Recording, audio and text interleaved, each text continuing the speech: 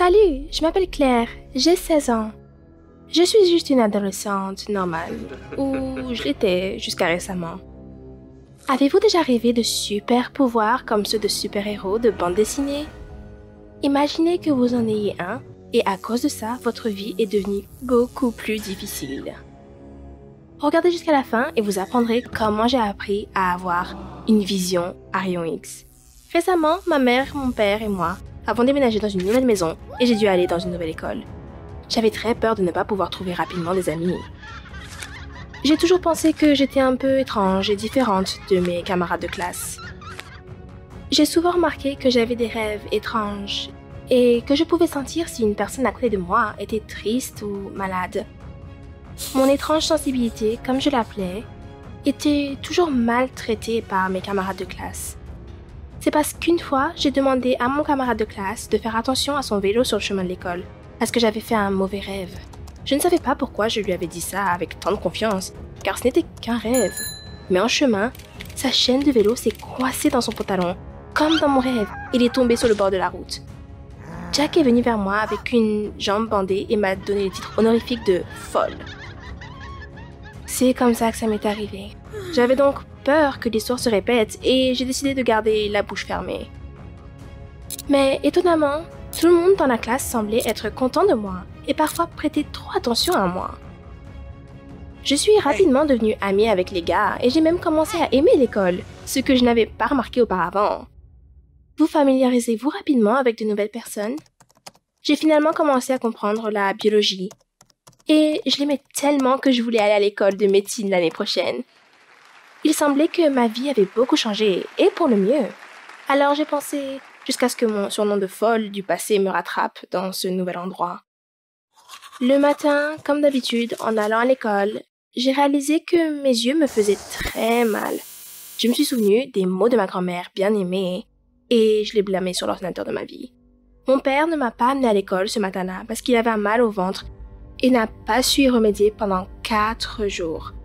Ma mère m'a nerveusement mise dans la voiture de mon père et m'a conduite à l'école.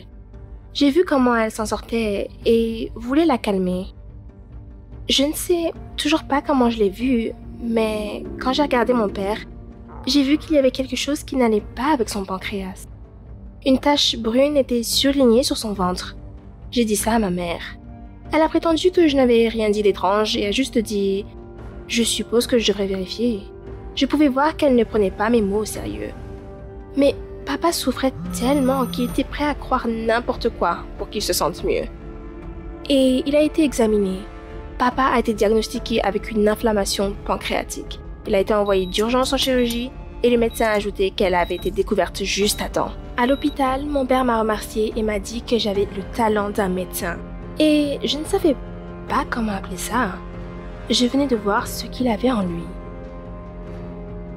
Puis, j'ai commencé à voir ce qu'il y avait à l'intérieur des autres. Ma camarade de classe, Judy, avait une hernie dans le dos. Le professeur de mathématiques avait une insuffisance cardiaque. Au début, c'était amusant de regarder les organes des autres.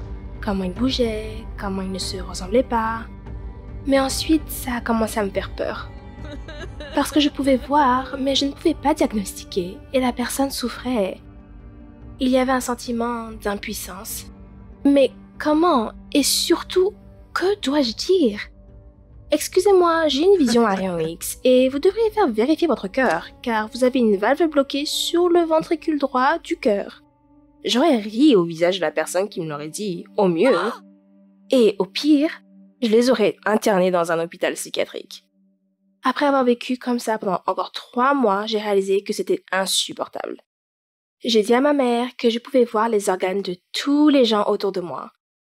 Ma mère a toujours su quoi faire, et je pensais qu'ici aussi, elle trouverait la solution parfaite. Et la semaine suivante, nous sommes allés dans un centre de sciences. Au début, je pensais que nous allions simplement chez le médecin, jusqu'à ce que la porte claque et que nous soyons de l'autre côté de la porte avec mes parents. Génial. À ce moment, j'ai senti que mes parents m'avaient effrontément trahi. Où m'ont-ils envoyé? Pourquoi? J'étais remplie de ressentiment et de peur. Je ne comprenais pas ce qui allait arriver. Des expériences ont commencé sur moi. J'ai été placée en isolement cellulaire en tant que criminelle. Il y avait un lit, des toilettes, une télévision, des oreillers et de la nourriture. Eh bien, oui, je suis d'accord, ce n'est pas la cellule la plus terrible d'une prisonnière, mais cela ne m'a pas sauvée de la pensée. Quand tout cela va-t-il finir? Chaque matin commençait par des tests, des injections et des conversations avec un homme qui se faisait appeler médecin, mais confondait les termes médicaux. J'espère qu'il était juste nerveux. Puis des conversations avec un psychologue sur mon enfance et mes parents. Je ne voulais pas en parler du tout. Avez-vous déjà été très offensé par vos parents? Alors, vous comprendrez à coup sûr. La dernière goutte de ces expériences incompétentes sur moi a été la cruauté littérale des infirmiers. Quand j'ai refusé de prendre une pilule, l'employé m'a frappé à l'épaule. J'ai pris la pilule et j'ai réalisé que je devais fuir cet endroit. Ce n'était pas si facile, car je n'étais autorisée à sortir dans la rue qu'une fois par jour, vers midi, et avec un gardien. Je suis toujours sûre d'avoir été aidée par une sorte de miracle. Eh bien, ou les hormones, car le gardien était amoureux de l'infirmière et a raté le moment de mon évasion. Et maintenant, je lui faisais signe de derrière la porte. Le problème de la terrible conclusion a été résolu. Mais je n'avais pas pensé où aller après cette prison. Les seules options que j'avais étaient mes parents, ma grand-mère ou une vie indépendante. Mes parents pourraient me mettre à nouveau dans cette prison ou je pourrais devenir une clocharde dans une chemise blanche, ce qui n'était pas une perspective agréable non plus. Il semblait donc que aller chez ma grand-mère était la seule option raisonnable et agréable. Ma grand-mère m'a accueilli avec joie. Je lui ai dit tout ce que j'avais vécu, et elle était en colère et a promis de gronder ma mère de m'avoir fait ça. Grand-mère est drôle quand elle est en colère, et j'étais contente d'avoir trouvé du soutien en elle. Tout semblait commencer comme d'habitude. Je suis retournée à l'école, je n'ai pas manqué grand-chose pendant la semaine. Cette semaine s'est passée pour moi comme une année douloureuse, et tout le monde à l'école n'a eu que 3 leçons de mathématiques. Et même ces terribles photos de malades autour de moi ont disparu. Je me suis même demandé si je les imaginais. Alors c'était encore plus insultant d'être dans cette cage de torture pour rien. Mais je ne pouvais pas croire que ces organes partout avaient cessé de me tourmenter. Tout comme je ne pouvais pas croire que ma grand-mère m'avait vendue. Elle a dit à mes parents où j'étais. Et voici que mes précieux parents se tenaient sur le pas de la porte avec un visage coupable et pensaient que je leur pardonnerais juste d'être apparu sur le pas de la porte d'une maison où ils n'étaient pas attendus. J'ai regardé ma grand-mère avec la question « Pourquoi tu me fais ça ?» Elle a été la première à parler. Elle a dit que j'avais mal compris et que mes parents ne savaient pas ce que je vivais. Ma mère a continué et a présenté ses excuses sur la réalité des choses. Ils m'ont emmené un examen et un diagnostic du cerveau pour comprendre la cause de ce phénomène. Et ils n'avaient aucune intention de me bourrer de tests. Les médecins, sous prétexte de suspicion de troubles cérébraux, ont exhorté mes parents à me laisser pour un traitement gratuit. Mes parents ont eu peur et ont bien sûr dit oui. Et ce n'est que lorsqu'ils sont rentrés à la maison qu'ils ont commencé à soupçonner que quelque chose n'allait pas. Les médecins ne leur ont pas donné de photos de ma tête, ont refusé de les laisser me voir et ont même emporté mon téléphone. Ma mère a eu peur et a commencé à venir à l'hôpital tous les jours. L'infirmière de confiance a dit que j'avais disparu. Ma mère est presque devenue grise aux urgences. Elle a commencé à jurer et à appeler le médecin-chef, mais il n'y avait pas de réponse. Ma grand-mère a pris la décision responsable de lui dire que j'allais bien. Je suppose que j'aurais fait la même chose, même si je pensais que c'était injuste et cruel de sa part à l'époque. C'était comme si mon cœur était libéré. J'ai réalisé que personne ne m'avait trahi, et mes parents ne se sont pas débarrassés de moi en tant que monstre qui pourrait ternir leur réputation. Ils m'aiment et veulent vraiment aider. Ma mère était déterminée et est allée au tribunal pour s'occuper des délinquants. Je ne sais pas exactement ce qui s'est passé avec le centre pseudo-scientifique. Ma mère était heureuse. Elle avait donc gagné au tribunal. Grâce à elle, j'ai appris ce qui m'est vraiment arrivé. Toute l'histoire de la vision Ariane X s'est révélée être mon imagination débordante et ma passion pour la médecine, plus le surménage. Mais je n'étais même pas contrariée de ne plus être spéciale. Il était important pour moi que je sois enfin libre des tourments et que je puisse aider les gens avec mon talent de guérir. et non avec ma capacité à voir l'invisible. Et maintenant je peux dire quoi et où ça fait mal, en utilisant parfois des astuces médicales. Et j'attends déjà avec impatience mon travail de médecin, qui aidera des centaines et j'espère des milliers de personnes. Si vous aimez l'histoire, veuillez l'aimer. Et pour voir plus de ces histoires, abonnez-vous à la chaîne. Appréciez votre caractère unique et croyez que vous êtes entouré de bonnes personnes. Salut, je m'appelle Diana, j'ai 15 ans et j'adore les corbeaux. Avez-vous déjà eu besoin de l'aide d'un ami pour emprunter de l'argent ou pour aider à un test ou pour battre un délinquant? Et si cet ami était un corbeau? Regardez cette vidéo jusqu'au bout et découvrez ce qui peut rendre la gentillesse d'un oiseau intelligent. J'ai toujours voulu avoir des animaux, mais j'étais confrontée au même problème. Mon père. Mon père est une personne unique qui combine 50% de colère, 30% de rage, 19% d'entêtement et seulement 1% de raison. C'est mon père. Une fois, nous avons eu un hiver si intense dans notre ville que même les gens en manteau de fourrure avaient froid dehors. Mais je devais sortir parce que je me souvenais que je n'avais pas rangé mon vélo dans le garage. Et à côté, j'ai vu un corbeau. Il était blessé. Il avait un problème avec son aile et il boitait. J'ai pensé qu'il ne survivrait pas ce temps et j'ai frissonné. Oh, je pourrais avoir des ennuis pour ça. J'ai attrapé le corbeau et jurant à voix basse, je l'ai porté à la maison. Papa s'est énervé toute la nuit, mais pour une fois, je n'ai pas écouté.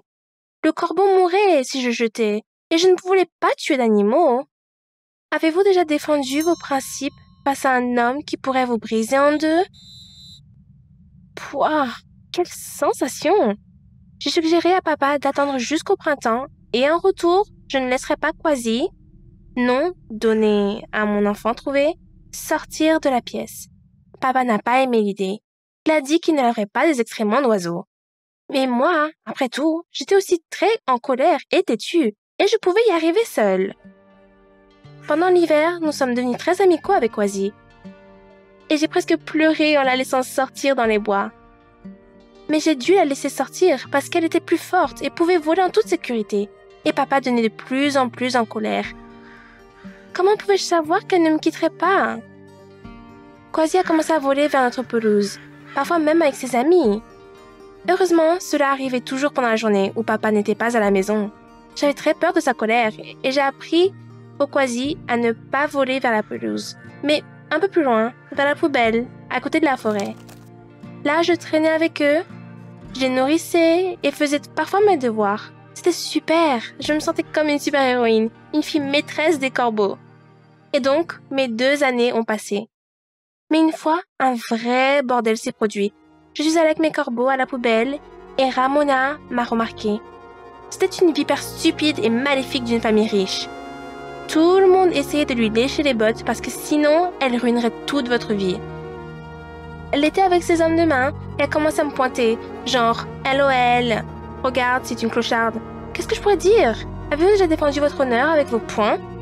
Je me suis précipitée sur Ramona, mais ses amis m'ont interceptée et ont commencé à tirer mes cheveux. Et puis, c'est arrivé. Putain, ça! Un troupeau de corbeaux s'est rassemblé au-dessus de nous et ils ont commencé à attaquer les enfants. Je n'ai même pas remarqué combien d'entre eux sont apparus. Les oiseaux ont attaqué Ramona et ses amis, mais ils ne m'ont pas touchée.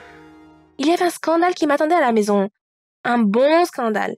J'ai tout raconté à ma mère et au lieu de se sentir désolée pour moi, elle l'a dit à mon père. Il est arrivé le soir dans une rage féroce.